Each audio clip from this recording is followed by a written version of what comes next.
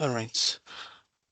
So last week we were able to look at Azure compute resources, whereby we look at various compute resources from virtual machines, talk about virtual machine skill sets.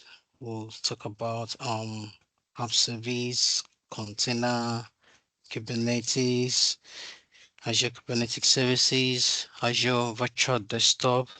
So we're able to compare the difference between when to use virtual machine availability sets and also when to use the virtual machine skill sets.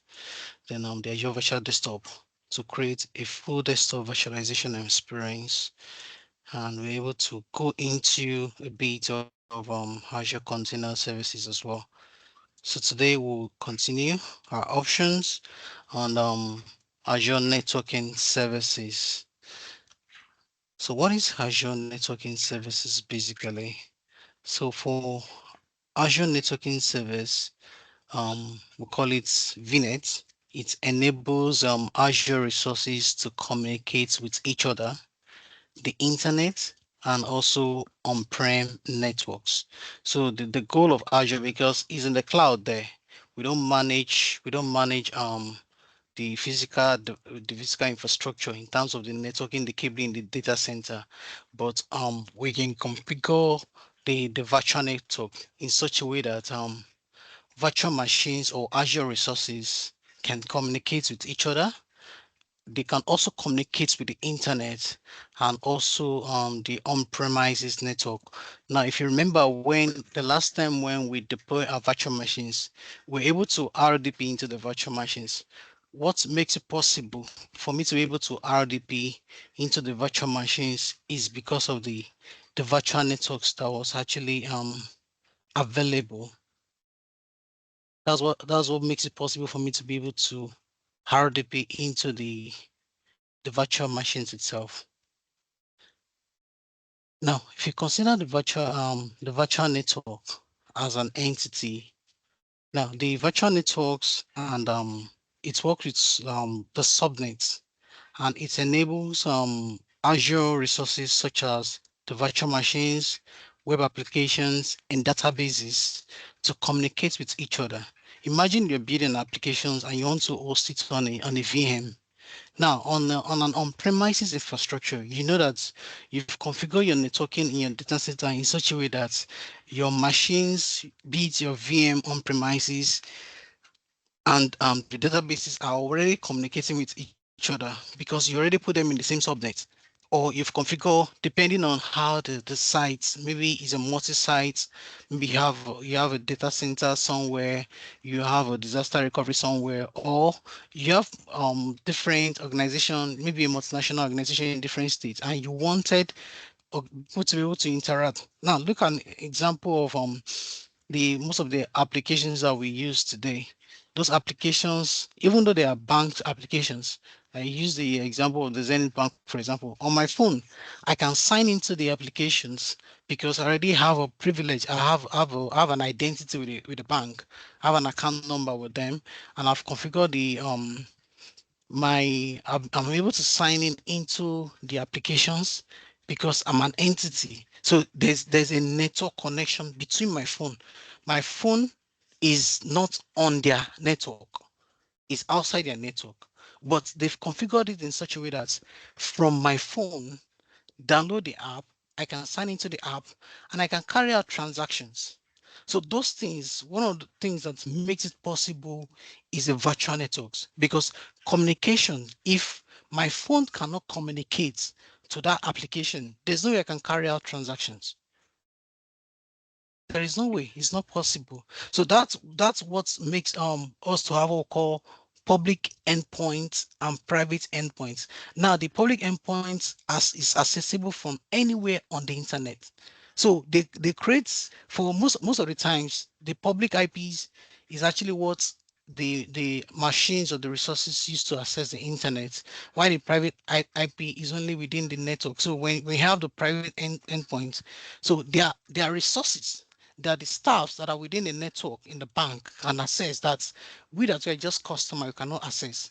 We only open an endpoint is just opened for us to be able to connect into the organization's network based on the credentials that we've already created, which is actually linked to our bank accounts. From bank accounts, we created a PIN, or maybe we're using a phone that uses a fingerprint and all that.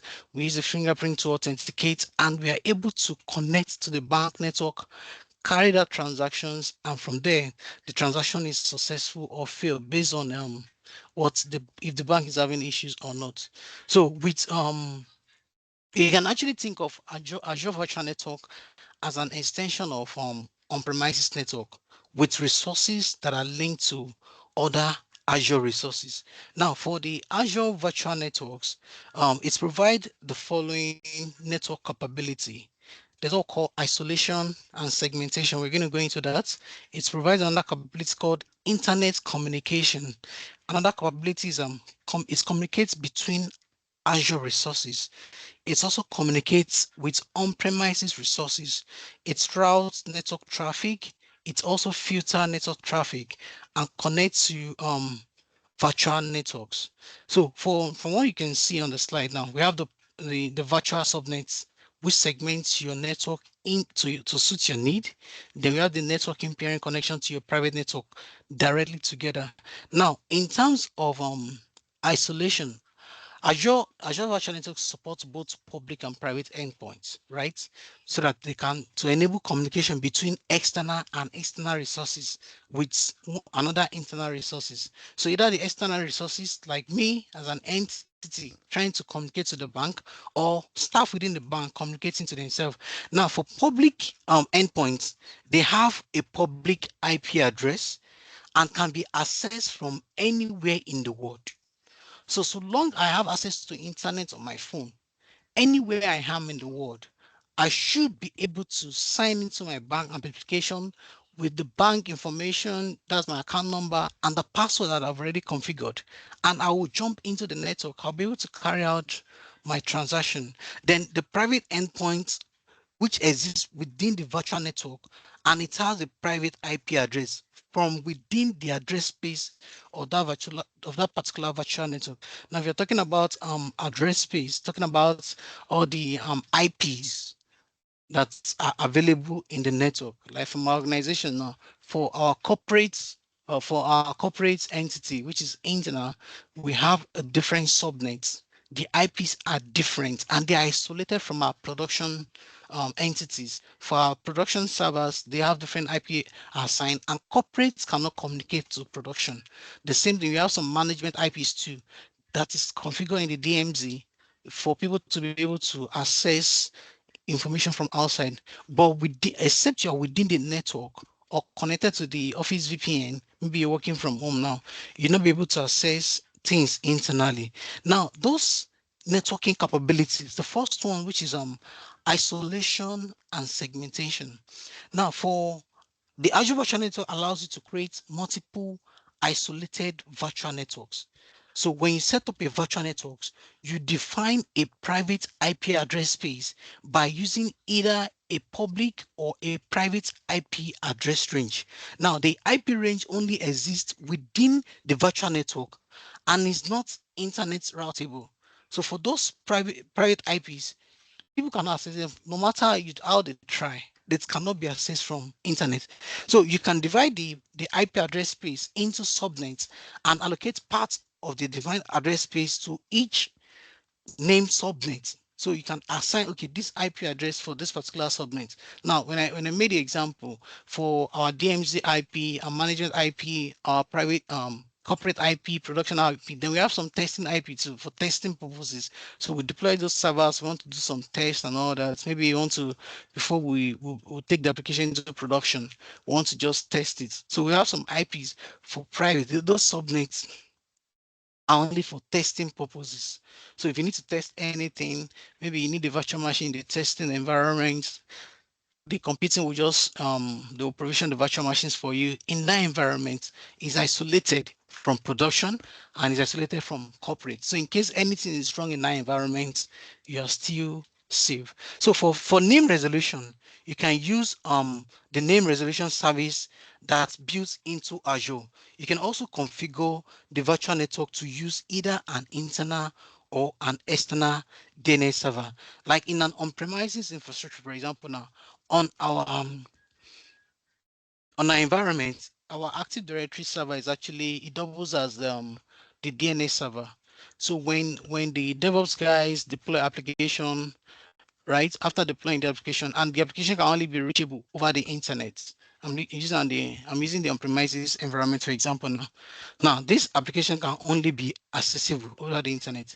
So if they need it to be accessible internally over our corporate network, so there's a need to get okay the F5 server that we use, and the F5 server has an IP in which the application is speaking to. So that needs to be mapped internally to on the DNS server to an IP address. So the host, you get the IP address internally that the F5 is mapped to. We just map it. That's when communication can happen internally, even though the application is actually an organization application. So that's isolation and segmentation. It actually helps in terms of security. Like guys that are into cybersecurity, they appreciate isolation and segmentation of IP so that you know that okay, I cannot reach, like if I want to reach our production instance, like for example now, I have a particular servers I need to reach first. We call them jump server.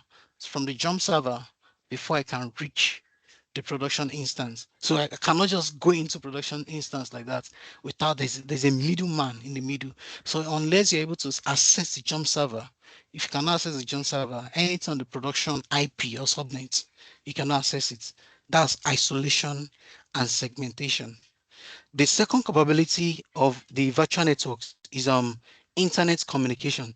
So you can enable incoming connections from the internet by assigning a public IP address to an Azure resource or putting the resource behind a public load balancer.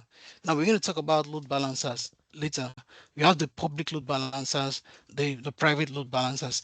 Now in our environments, we use actually two load balancers. We have the F5 and the camp load balancers.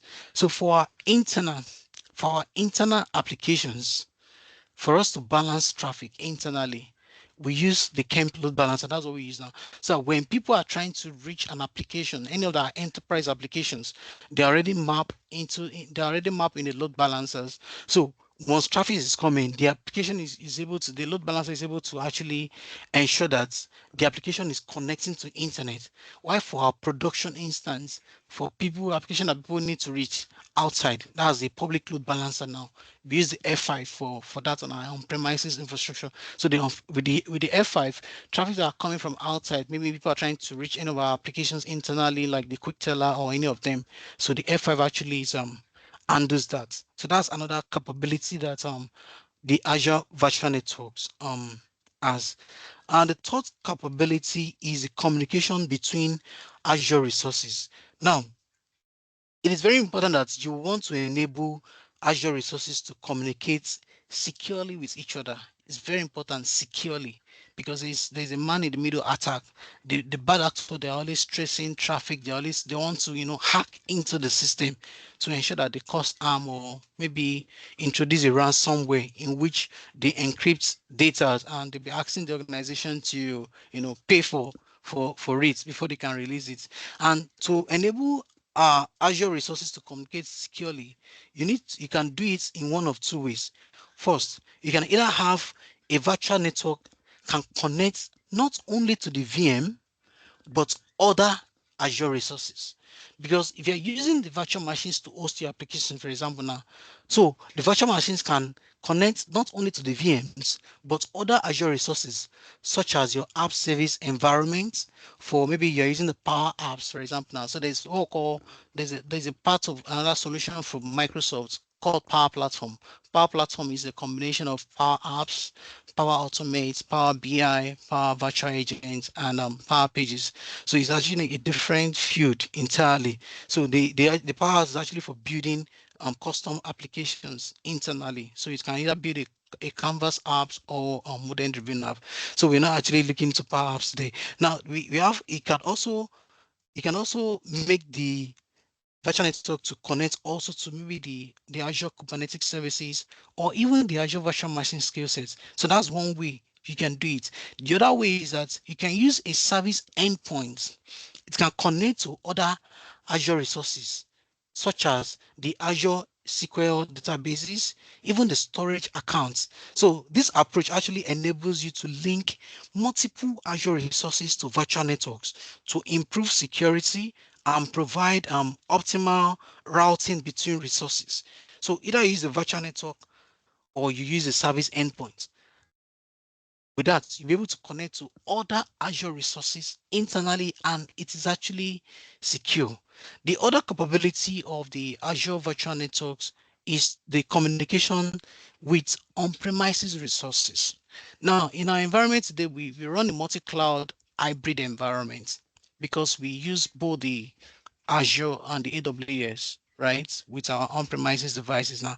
Now, Azure Virtual Networks enable you to link resources together in your on-premises environment and within your Azure subscription. You can create a network that span both your local and cloud environment. And there are three mechanisms for you to achieve this connectivity.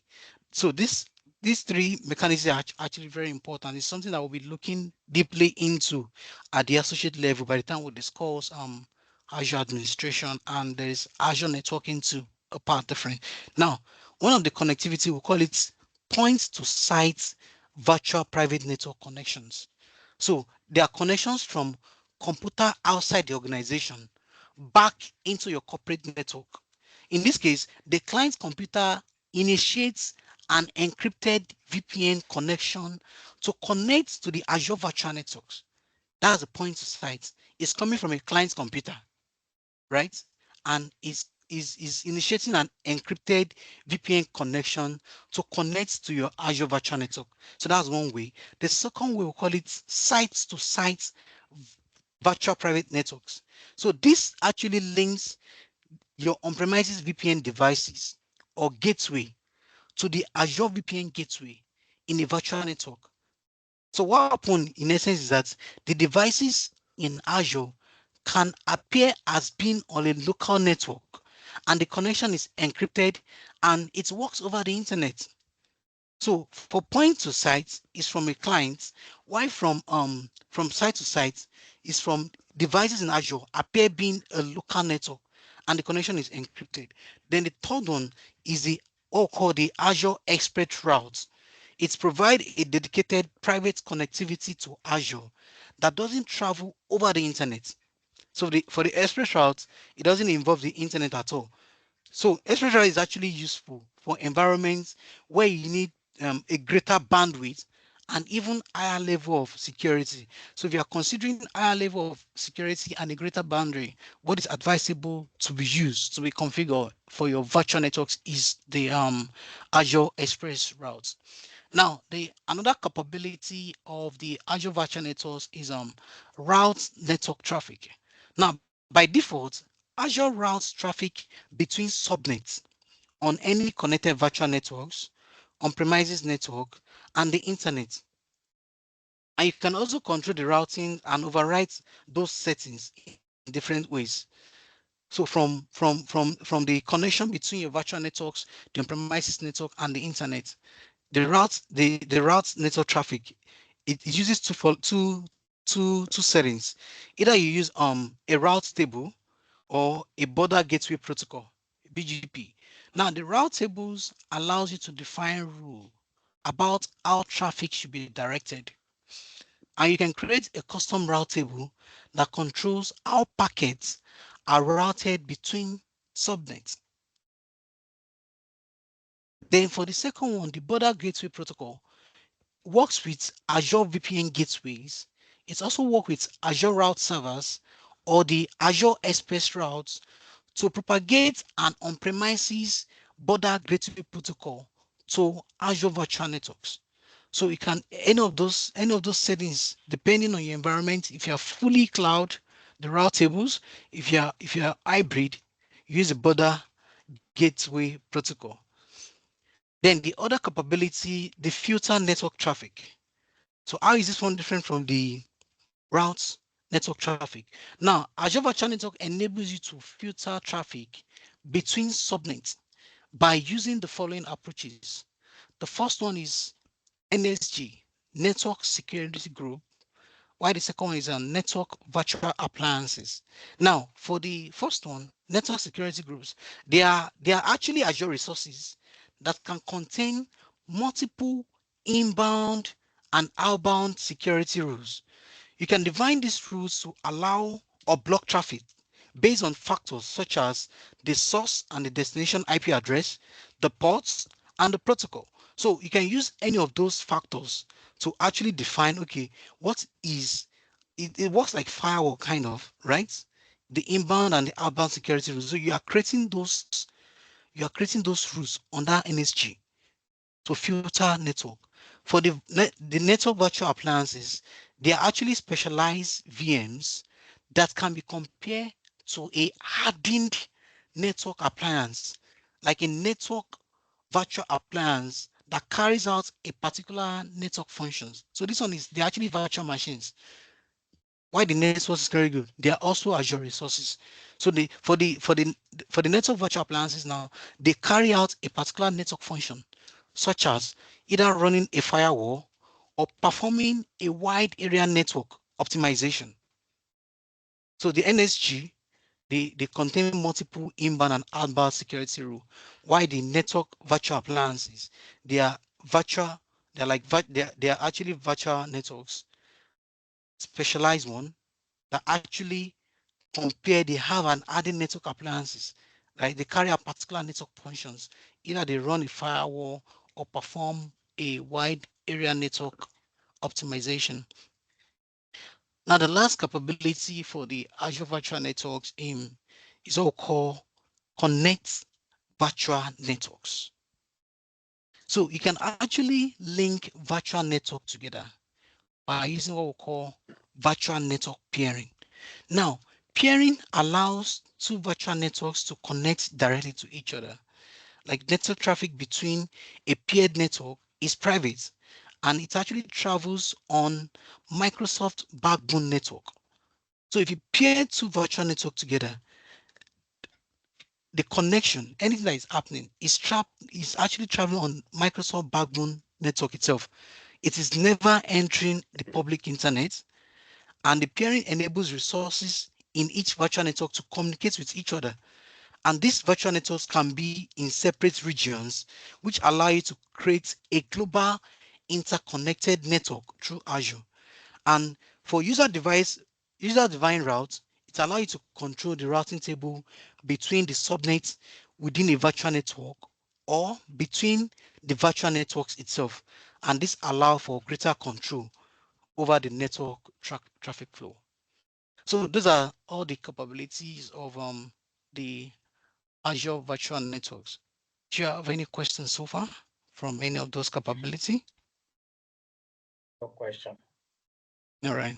I hope it's clear. All right. Let me see. Okay, we'll talk about VPN gateway shortly. Let's talk about VPN gateway and see how it's useful in our discussion on Azure before we jump into the portal. Now, for VPN gateway is used to send encrypted traffic between an Azure virtual network and an on-premises location over the public internet. Now, if you look at the virtual private network VPN, it uses an encrypted tunnel within another network. And VPNs are typically deployed to connect two or more trusted private network to one another over an untrusted network, typically the public internet, which is untrusted. And traffic is encrypted while traveling over the untrusted network to prevent eavesdrop or other attacks. So why organizations today uses VPN is because of encryption, because they know that bad actors can read data, they can actually intercept data, right? And once they're able to intercept data, they can gain access into the network. So whether or not you are using a fully cloud, or you're using an hybrid, or you're using on-premises, once VPN is not connected, what makes it possible for organization to go into remote working today, especially since after COVID, was because of the provision of VPN. So organization had to set up a VPN gateway for users to be able to connect from their client PC, right, to the organization network. So once you're connected to using the tunnel, you're able to gain access into the corporate network as though you are within the organization while you're working. Now, a VPN gateway is a type of virtual gateway, right? An Azure VPN gateway instance, they are deployed in a dedicated subnet of the virtual networks, and they enable the following connectivity. First, you can connect on-premises data center to a virtual network through a site-to-site connection. Now, if you look at this diagram now, there is a tunnel in between here. So there's a tunnel here, and there's connection between, there's an Azure VPN gateway that enables this on-site here to be able to connect to these Azure resources, the cloud here. So the possibility of this is what is doing the work to make it possible. Otherwise, this is a standalone on premises, and this is a cloud resource that doesn't have any form of connection. But with the help of the Azure VPN gateway, we are able to connect these on-premise resources to access a virtual network, even in a different region. So irrespective of the region that you are, you can connect. And another way the connectivity can be achieved using a VPN gateway is to connect individual devices to a virtual network through a point-to-site connection. Now, I mentioned earlier one of the capability of the Azure networking, point-to-site, using your clients to connect. Now, today, I'm not restricted. As I'm at home now, I can connect to my organization network, but I have to use our organization VPN. So if I need to access any server, if I need to remove into any servers, if I need to do anything on the corporate network, once I turn on my VPN, I connect, and once the connection is established, and I'm sure that the data exchange, what is happening, is actually encrypted. So with the point-to-site connection, I'm able to achieve that. Then also, you can connect virtual networks to other virtual network through network-to-network connection. Now, for organization, we have our on-premises infrastructure in the headquarters. Then we have branches in 5 other regions that has mini data center. Then we have a disaster recovery site. Now, our our sites, from my system, I can connect to my site, to my organization. From my organization, I can connect to my disaster recovery site. Now, what makes possible the connection between on-site to the disaster, because there are two different locations, was a network to network connection that has been configured, and that is with the help of the VPN gateway. Now, all data transfer is encrypted. It's very important inside a private tunnel because it crosses the internet. If they are not encrypted now, bad actor, man in the middle, they can actually get those data. But because they are encrypted, they cannot do anything with it. With this IPsec IKE S2S, they are encrypted.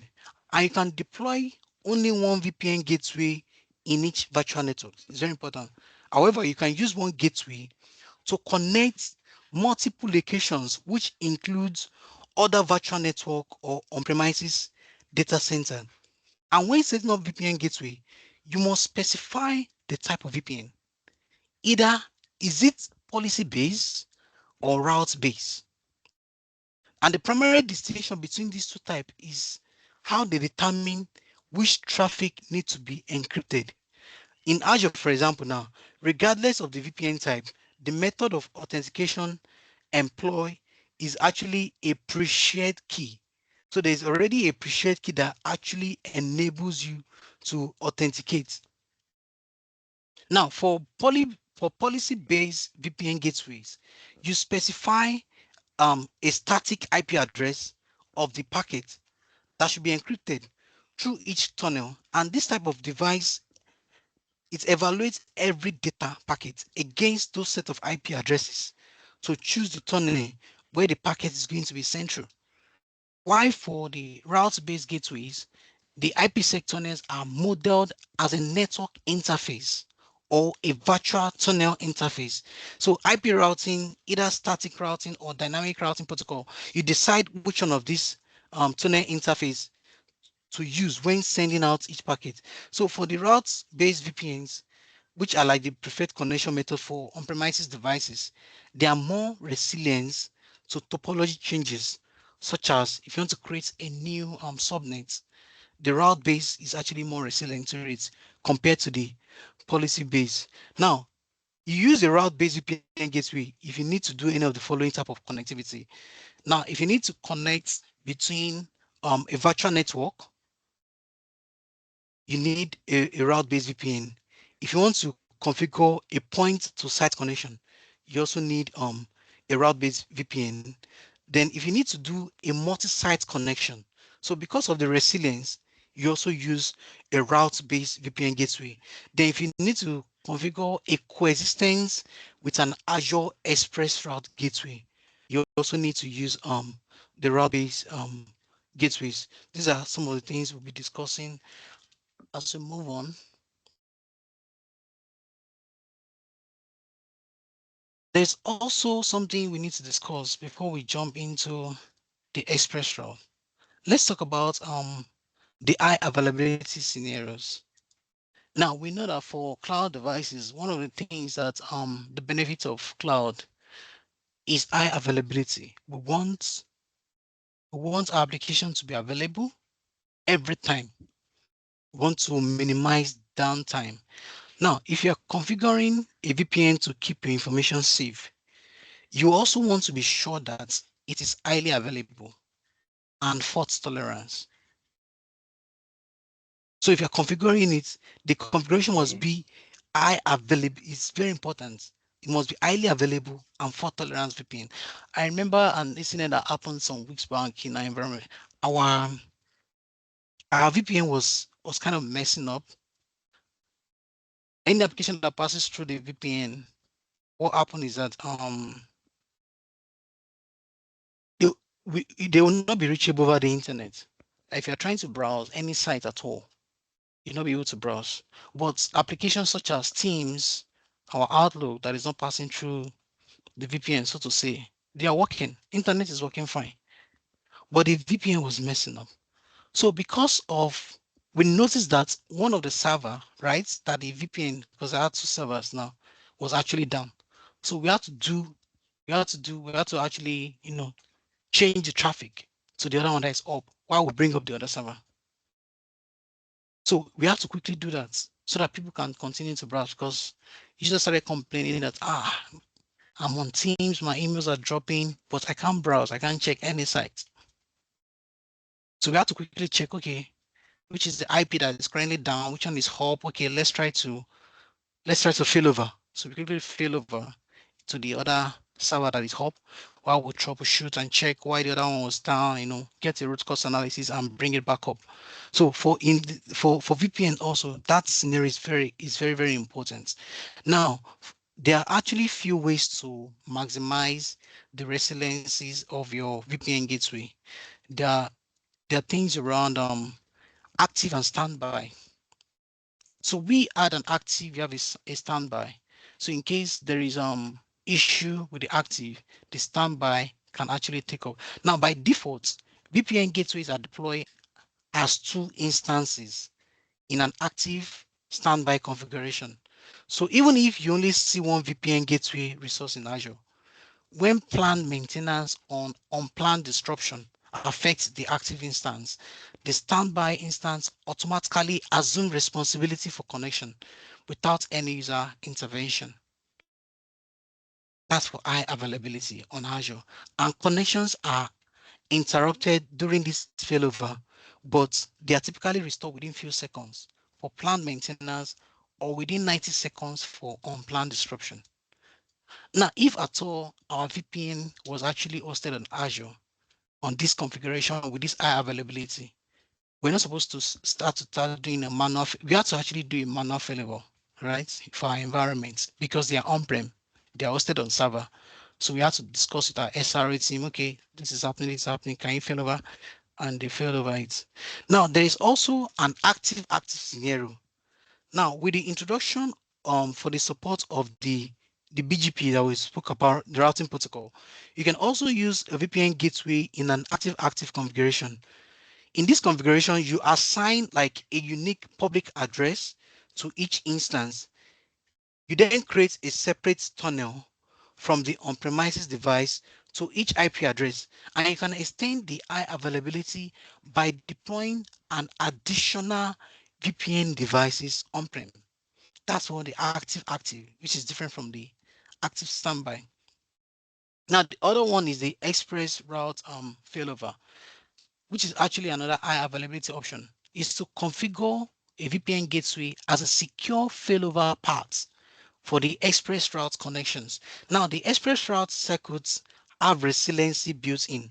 However, they are not immune to physical problems that affect the cables delivering the connection or the outage that affects the complete express route location itself.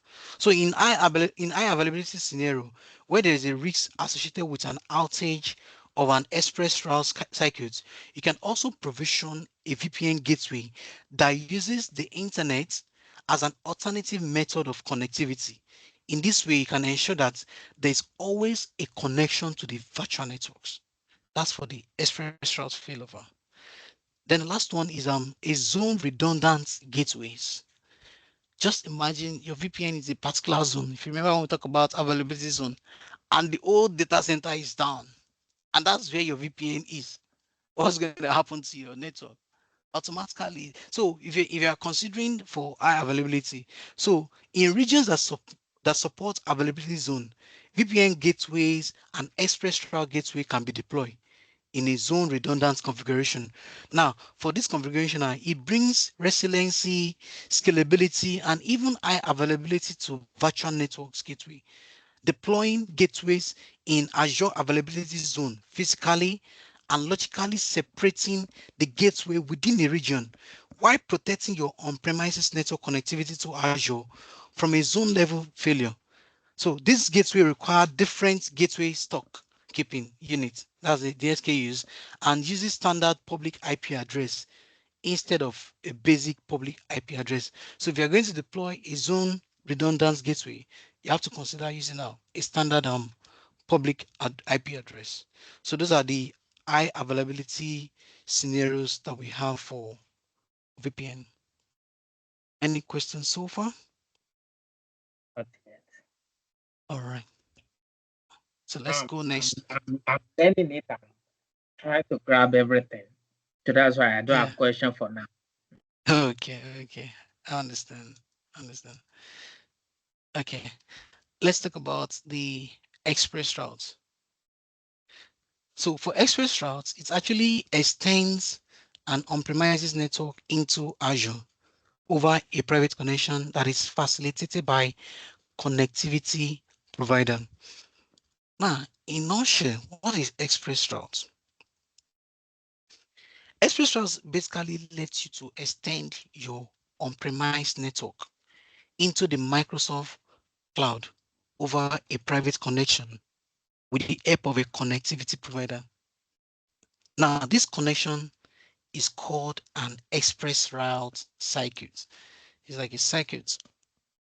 Now, with express route, you can establish connection to Microsoft cloud service, such as Microsoft Azure or Microsoft 365. Now, if you check here from this diagram now, there is a Microsoft Edge server here, right? That is connected to. So these are various Microsoft SaaS services. Some of them have the old logo, like this is the Office 365. This is the Skype, so it has been replaced with Microsoft Teams now. This is the Exchange Online, and this is the SharePoint. So these are like their old logo, but this logo still carries their for their the server parts, which is not the online one. Like the Exchange server, this is still the logo. The SharePoint server, this is still a logo. Then for our Azure, both our compute resources, right? The network resources and every other settings on Azure. So the express routes allows you to extend from your own network here. So this is your actually your private cloud, your on-premises environment, right? So from here, any traffic in Orange, there's a traffic to Microsoft services and CRM applications. So Microsoft services, so with your partner edge here, there's a customer connection here, and there's a Microsoft Edge server here that allows you to connect. So you are basically extending your on-premises network. Today in our organization, we use all these the Microsoft 365 services. Then currently we are still on CRM on-prem one, planning to migrate to cloud. Now, from our organization, in the configuration, what the CRM developers are doing now, the users that needs to access the CRM application, they will still access it over the VPN. So extending our company organization, they are able to extend it. Currently now, the CRM that is actually hosted on premises, with the organization level, they can access it. Now, with the one they are deploying online that they want to migrate to now, the same way they are able to access the one locally on premise on, they are just extending our network to the online. Now, the IP addresses in Azure, there's also a traffic there. So if you need to access any public IP address from the organization network, this configuration allows you to be able to access it. Then to any virtual network, to any virtual networks on the cloud. So virtual network that is connected to the Azure resources, the compute resources, or the app service resources, you're also able to extend to it. Now, for the express routes, it allows you to connect offices, data center, even other facility to Microsoft Cloud. And each location will have its own express route circuit. So you are connecting your data center. So if your data center is different from your office location, you're also connecting that. If your disaster recovery side is also different, you also connect that. And each of them will have their own express route circuits. Now, connectivity can actually be in any form, like any to any form. It can be IP VPN networks, a point-to-point Ethernet network, or even a virtual cross connection through a connectivity provider at a co-location facility. So for the express route, the connection does not actually go over public internet because this allows the express routes connectivity to offer more reliability, faster speed, even consistent latencies, and higher security than a typical connection over the internet. So what are some of the features and benefits of this express routes? There are actually several benefits to using express routes as connection service between Azure and on-premises network. Now, there was a time the organization deployed a particular SaaS application, and they wanted us to be able to connect to those SaaS applications from our own premises. So I brought about the idea of let's use Express Route because the SaaS application is hosted on a different data center for the vendor. While we are on prem, and you want to sign in using our local AD into this, we have to be able to introduce the Express. Now, the first benefit is that connectivity to Microsoft Cloud Service across all regions in the geopolitical regions. So with Express Routes, you have connectivity to all cloud services across all regions in the geopolitical region. So whether or not you're in Lagos today, you're in London tomorrow, Express Routes give you that particular feature and benefit. And there's a global connectivity to Microsoft services across all regions with the Express Routes global reach. So you have connectivity. So the advantage is that you get connected. So if you are running an organization or you're working in an organization that you heavily use Microsoft technology products, maybe the Microsoft 365, the SaaS applications, or you use any other SaaS applications like the Dynamics 365, be it CRM or ERP, or you use a Power Platform as well. So this gives you a global connectivity to every Microsoft service. And there's also a third one, there's a dynamic routing between your network and Microsoft via a border gateway protocol, the BGP. And there's a built-in redundancy in every pairing location for higher reliability. So these are some of the features and benefits for this express route.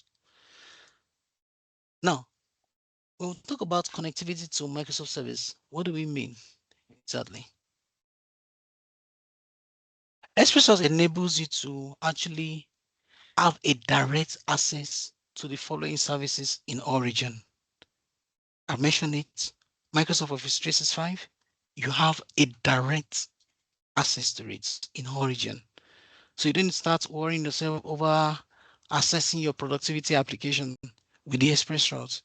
Then Microsoft Dynamics 365 is also another SaaS application.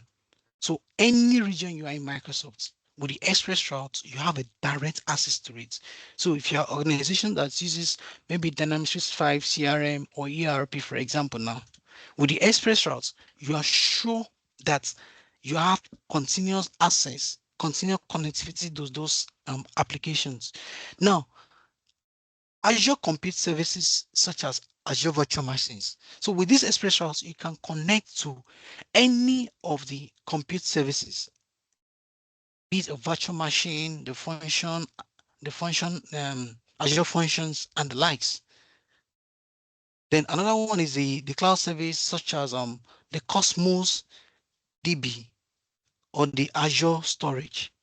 So the Cosmos DB, which is like a universal database from Microsoft that can store different data type, and Azure storage, you'll be able to have access connectivity to them because of the express route. Now let's talk about a global connectivity with express routes. You can enable the express route global reach to exchange data across all your on-premises sites by connecting your express route circuits. For example, say you have an office in Asia and you have a data center in Europe, both with express route circuits, connecting them to the Microsoft network. You could use the express route global reach to connect those two facilities, allowing them to communicate without transferring data over the public internet. So you are not limited by location or by region. That's why, as an organization, you can afford your office location to be in any region in Asia, in the Europe, in the North American. And with this express route, there is a global connectivity. Now, for dynamic routing, express route using the BGP for routing. BGP is actually used to exchange routes between the on-premises network and resources running on Azure. This protocol enables dynamic routing between your on-premises network and services running in the Microsoft cloud. So with the border gateway protocol, you are able to run a dynamic routing between your on-premises network and all the services running on Microsoft cloud. So your SaaS applications, you're actually covered with it. Therefore, a built-in redundancy. Each connectivity provider uses a redundant device to ensure that connection established with Microsoft are highly available, and you can configure multiple circuits to complement these features. So you can configure multiple of them because the design for the express route is actually designed to have a built-in redundancy. So there is high availability is actually something that it's pride itself in. What are some of the express route connectivity model? Now for express route, it supports four models which you can use to connect your on-premises network to the Microsoft cloud. The first one is the cloud exchange colocation, then a point-to-point Ethernet connection, then any-to-any connection, then directly from express route sites. So any of this model, that's what the express route connectivity model actually use. A cloud exchange co-location, point-to-point Ethernet connection, any-to-any connection, then directly from express route site. What is a co-location at cloud exchange? Now, a co-location refers to your data center, your office, or other facility being physically co-located at a cloud exchange, such as an ISP. So if your facility is co-located at a cloud exchange, you can request a virtual cross connection to the Microsoft Cloud. So let's say, for example, now you're sharing a facility with an internet service provider in your region, for example, now you can actually request a virtual cross connection to Microsoft through that ISP. That's for cloud exchange co-location. For point-to-point Ethernet connection, it refers to using a point-to-point connection to your facility to the Microsoft Cloud. So you are connecting directly from your facility to the Microsoft Cloud. In this case, you're not collocated with an ISP. So from that your data center, you can connect directly to the Microsoft Cloud. Then any-to-any networks. With any-to-any connectivity, you can actually integrate your wide area network one with Azure by providing connections to your offices and data centers. Now, Azure integrates with your wide area network to provide a connection like you would have between your data center and any other branch offices. So any-to-any connection uses the one wide area network to connect. So you're not worried about you're not worried about your data not being encrypted in the configuration. Then the last one, which is directly from Express Route site, you can connect directly to Microsoft Global Network at a peering location, which is strategically distributed across the world. Now, Express Route Direct provides a dual 100 gigabytes or 10 gigabytes connectivity, which supports active connectivity at scale. So for your active connectivity that we spoke about earlier, with this direct express route site, you have a dual either 100 gigabytes per second or 10 gigabytes per second connectivity. All right, let's look at the last thing before we jump into Azure DNX. What are some security considerations when using the express route? What are the things that we need to consider? Now, with express routes, your data doesn't travel over the public internet. So it is not exposed to the potential risks associated with internet communication. An express route is a private connection from your on-premises infrastructure to your Azure infrastructure. So even if you have an express route connection, DNS query, certificates, revocation list checking, and even Azure Content Delivery Network requests are still sent over the public network.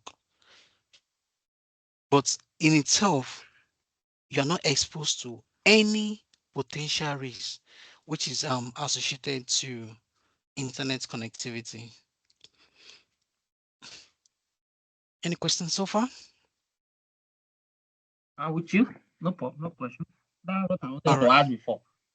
Oh, okay. Okay. Awesome. Okay, Awesome. not Awesome. fine. Okay, it's Yeah. secure. Yeah. All right. Let's talk about Azure DNS.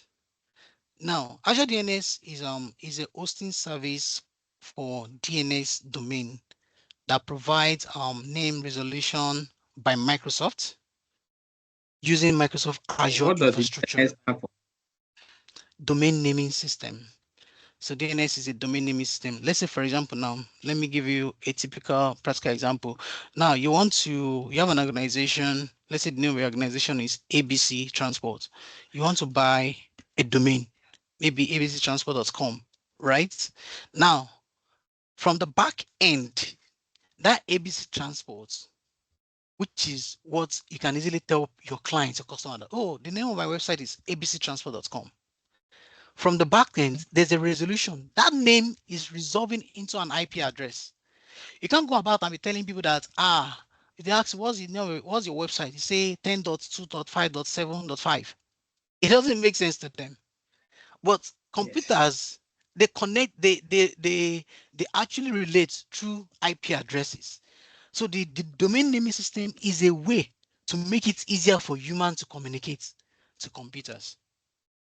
Computers they communicate in bytes, 1 and 0, 1 and 0. That's how they communicate. So they communicate in numbers.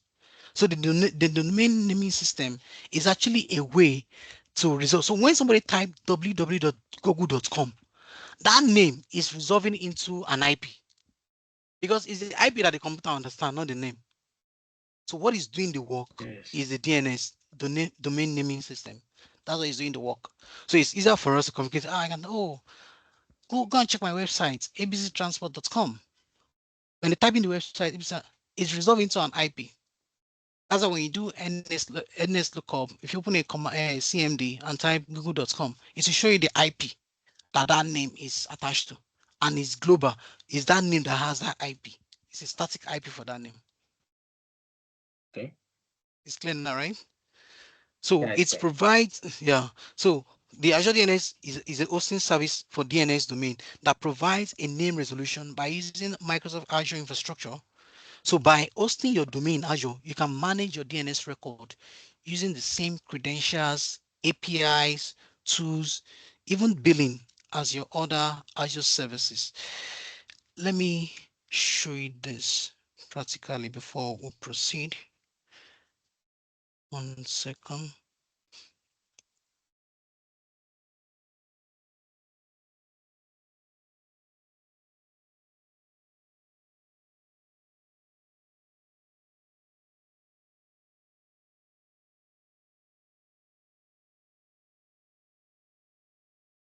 Let me see if I can. So you can meet GoDaddy and tell them you want to buy a domain name, right? It's okay. I want to buy a domain name for my business so that people can easily, I want to use to host my applications, my websites, and all that. Let me quickly authenticate. 1 second.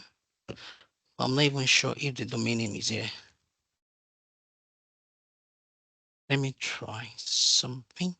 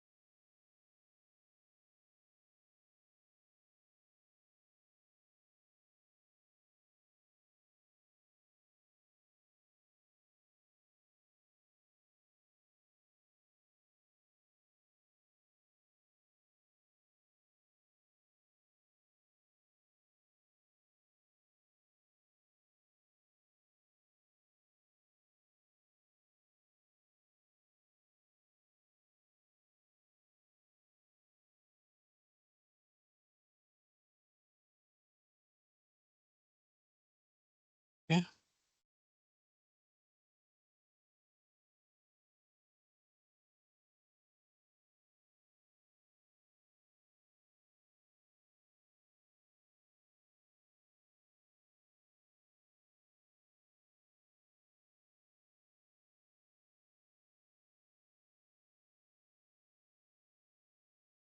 Loading.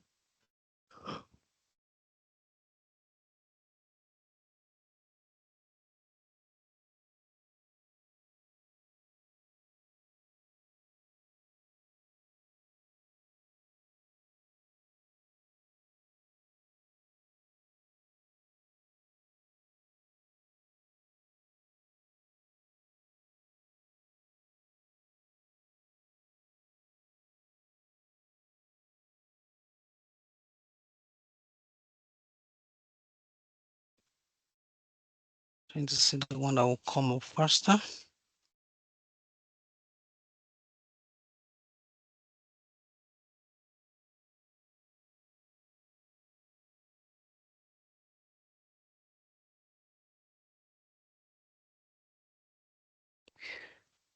Now I can say, okay, let me buy a domain.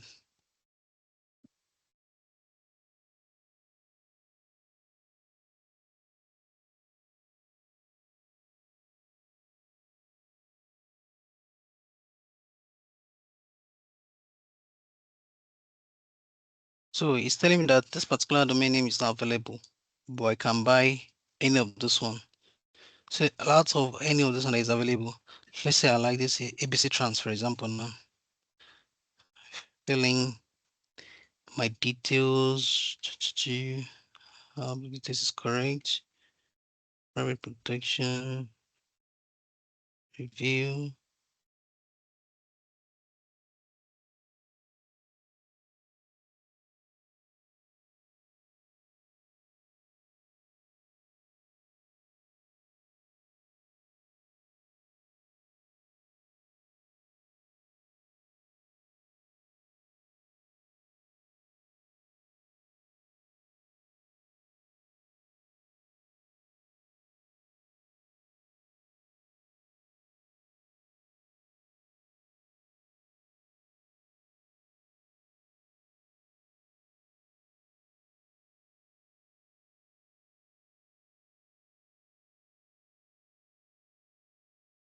Yeah.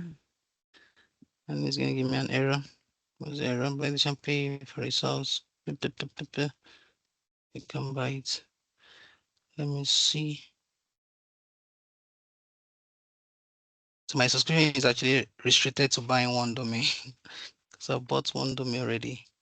I'm trying to see sign into another one that I have a domain purchase. I just wanted to show you how you can manage your DNS records. So the same way you can manage your DNS records on when you buy a domain from a domain registrar like GoDaddy or HostGator or any of them. You can also manage those records on Azure here. So depending on what you want to do, so maybe you want to manage your MX record, which is responsible for your emails. Let's say you want to use that emails for your organization emails, for example, you want to use that domain for emails. So until you configure those, there's some DNS settings that must be configured. You must be able to add some records. And those records, even though the domain is purchased from Azure, you can do that. You can add this record. Why is this not signing me in? Oh, the tenant has been deleted.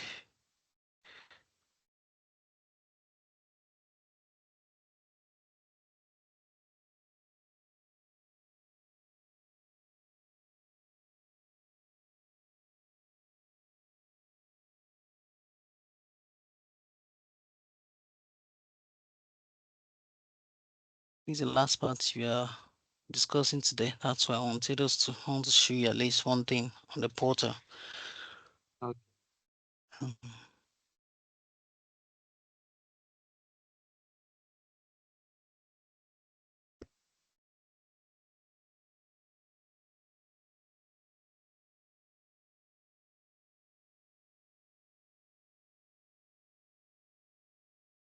it's eight.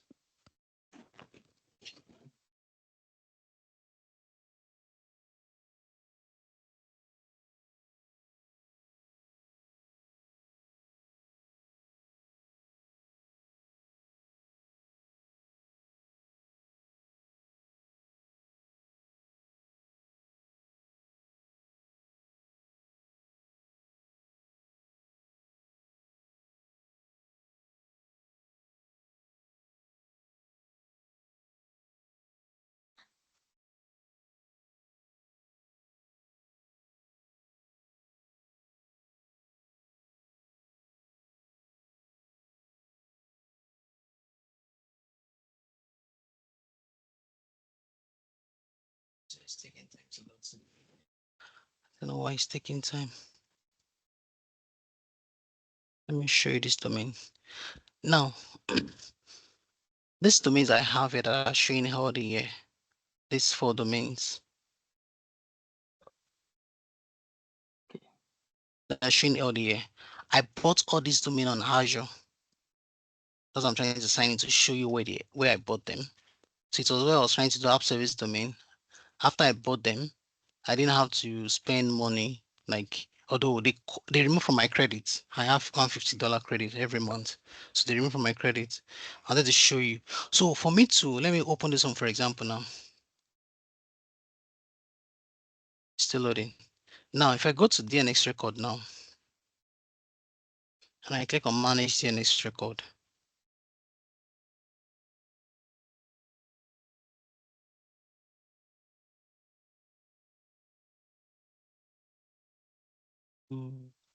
Okay. Manage DNX record. I'm not setting up. I want to manage it.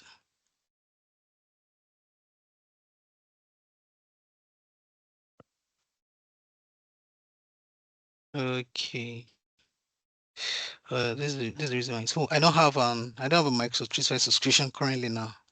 So it's not showing me my records here. So it's supposed to show once there is no subscription. So Microsoft is trying to prevent spoofing. So you must have bought the subscription. I had the subscription that expired and I've not renewed because I'm not using it actively. So I just left it like that. So this will have shown me. So there are 4 records that are added to make them to show LD like this. The first one, we call it MX record.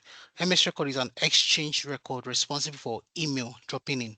So if I go to any of my users here that has that domain, let's say this user, for example, now, if I send an email to this user now, the MX record is what is responsible that will make this user to receive my email. But if this domain was not showing LD and the issue I was pointing to was the MX record that it has not been added. So I need to go to the Azure here, go to where the domain was purchased.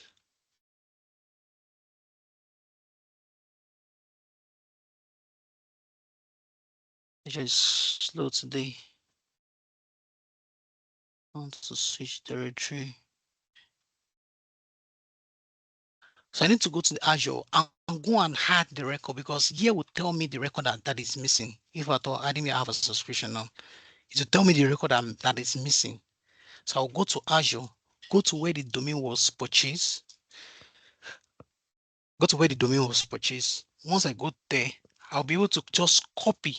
I want just to copy the record that this guy is telling me that is missing and paste it on Azure. Man needs to say, okay, this which record is missing. Okay, let me place it on Azure. Let me check one of the domain. Let me check this, for example. I'm not sure how verified this. It's part of this domain, then it should be verified.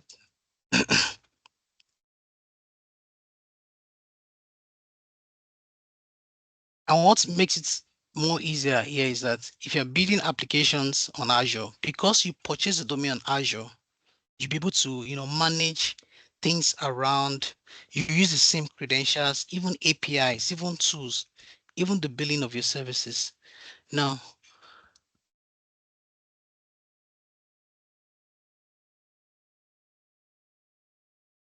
let me see record sets and show you the record as the here. So these are the records. These are the record I wanted to show you on here before. If I click on any of this to show.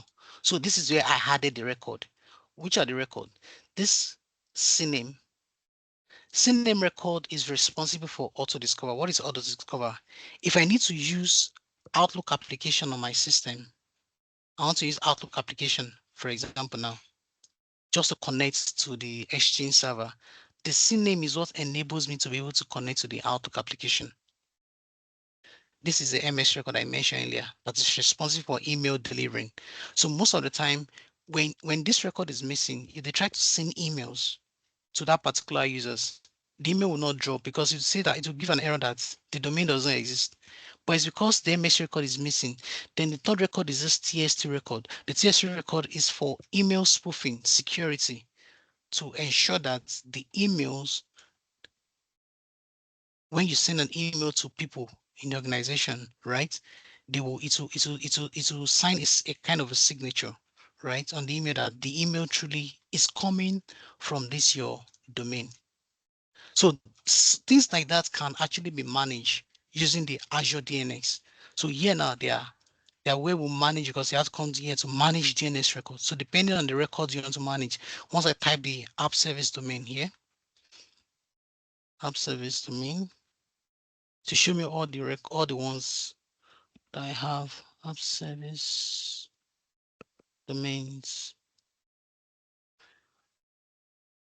So it's going to show me, okay, what are all the domains I have? So these are all the domains that I have here. So if I need to manage any of them, or if I need to use any of them to build an applications, be it a web applications or mobile applications, right? I'll be able to buy them. You can see they're all linked to my subscriptions because I actually purchase all this domain on Azure here to do some testing and playing. So what are the benefits of using the Azure App Service domain?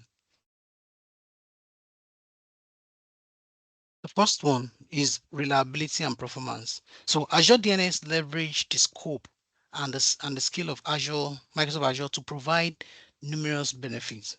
And one of them is reliability and performance.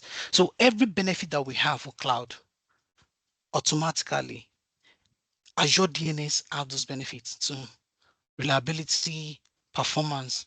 So it's by leveraging the global network of the DNS servers using any cast networking. Then security also.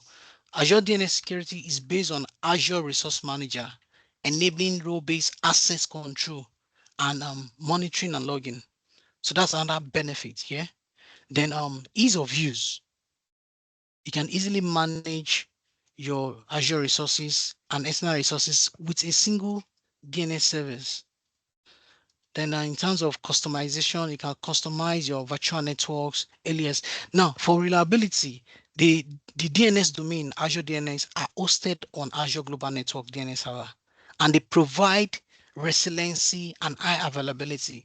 Most of the times, some of these other domain providers, I won't want to mention them, that a lot of times maybe they don't have high availability, but Azure DNS leveraged on what Azure is all about, high availability. The SLA is 99.99 for Azure that we are going to be available for you. And the Azure DNS uses any cast networking. So each DNS query is answered by the closest available DNS servers to provide a fast performance and high availability for your domains. So unlike some other domain registrar, that maybe they don't have data center close to you. You went to buy domain there. But with Azure, because of the global presence region, right, your domain actually is is easily accessible for you.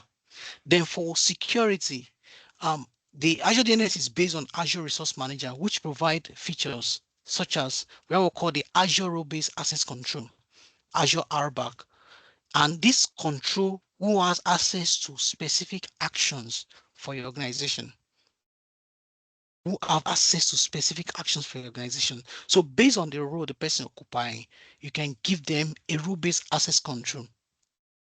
You're giving them what we call a privileged access, what they need, what they actually the access that they have is based on their role, what they need to do. You don't need to give them access that they don't need, maybe an higher role, what they don't actually know. There's a term that Microsoft call it I think principles of least privileged access. Yes. So what is the role that I need the most to do my work? I don't need to give everybody a global admin in a tenant, but this person is only going to manage our exchange services. Okay, the only role the person needs is the exchange administrator, just for the person to do his job. And another thing Azure DNS does is that it provides activity logs to monitor how users in your organization are modifying resources. It also helps to find errors when troubleshooting. Most of the other DNS provider don't have that, but this is present on Azure for you. You can enable activity logs to monitor how users in your organization modify those resources. Then there's what we call resource locking. Resource locking is to lock subscriptions. You're going to talk about it by the time we're talking about our last module. So it locks subscriptions. You can lock your resource group or even resource. What resource locking does that it prevents other users in your organization from deleting resources accidentally or modifying critical resources.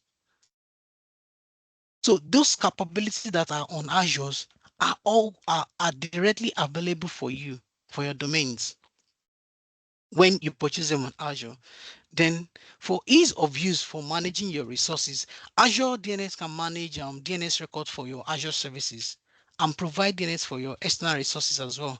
And the Azure DNS is integrated into the Azure portal. I just showed you all those DNS I bought. I manage them there. I don't need to start signing into GoDaddy or go to HostGator or go to another to start managing from my Azure platform. I don't need to go outside. I'm checking my DNS, things I need to put, I'm putting them.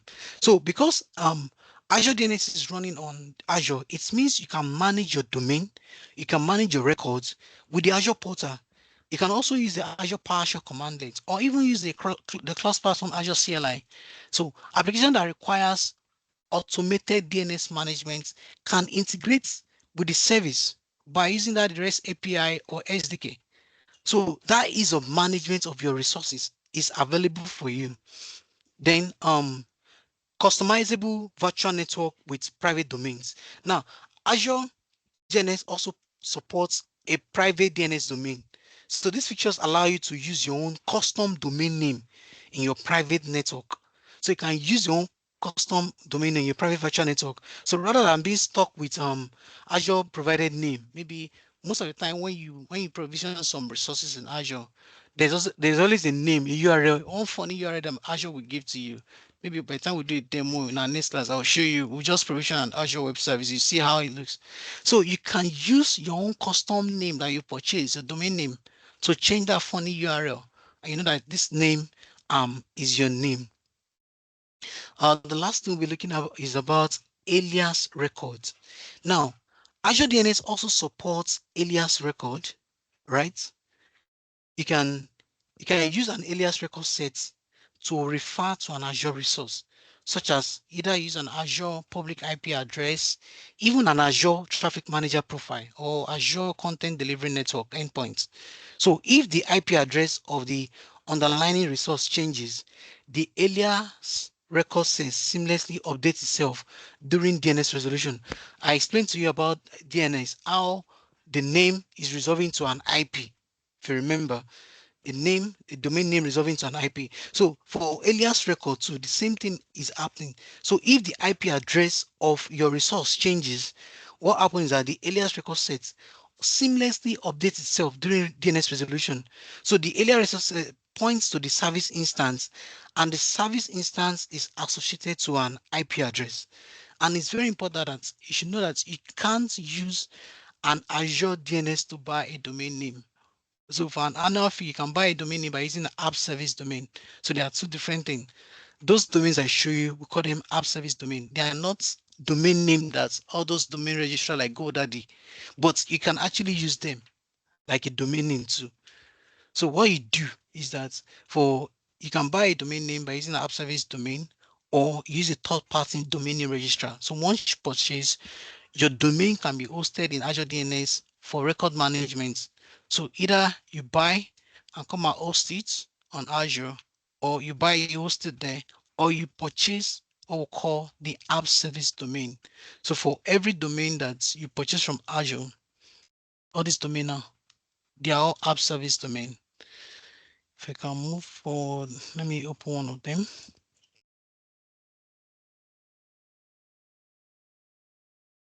So if you can see a app service domain. So they're actually app service domain. So you can actually use them to host your applications, and you're able to manage. This was a lock that I talk about, resource lock. You can actually lock. You don't want somebody to accidentally delete it, right? You can use the resource lock to lock it. Then for the RBAC, role based, you want to control who are the people that will have access to this domain, right? With this rules, access control, role-based access control, you can configure who will have access to the domain. So you can just click on add a role assignments, then add whoever in your organization you feel should have access to the domain. So you know that those people you're granting access are people that you know that their access level requires them for them to have access to the domain. Remember in Microsoft, the principle of least privilege access. So you don't give them more access, more access that they need to do their job. So if they just need to be a global reader, just for them to be able to see it, not to take action, you grant them a global reader. I don't know why this thing is slow, but that's what the hour back is all about. So if you have questions, we are rounding up there for today. So if you have questions, please let me know. Question. All Okay. right. Okay. All right. So we'll be meeting again. Let me stop the recording.